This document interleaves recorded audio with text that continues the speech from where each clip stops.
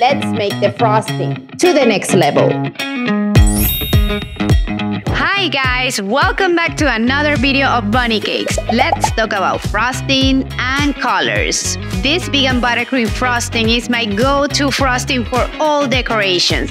It's fluffy, creamy, decadent, and it works for any recipe.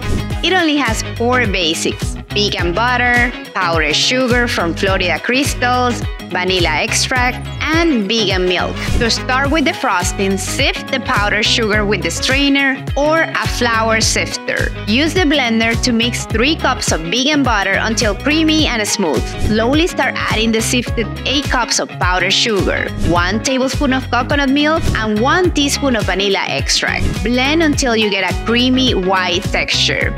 This will take you approximately 5 to 10 minutes of mixing. In order to color the buttercream, we are going to use natural coloring. Now that we have our 4 piping bags filled with our beautiful frosting, let's get to the actual technical part of piping. Don't forget to turn on the notification bell so you don't miss any new videos. Thanks for watching and see you in the next one.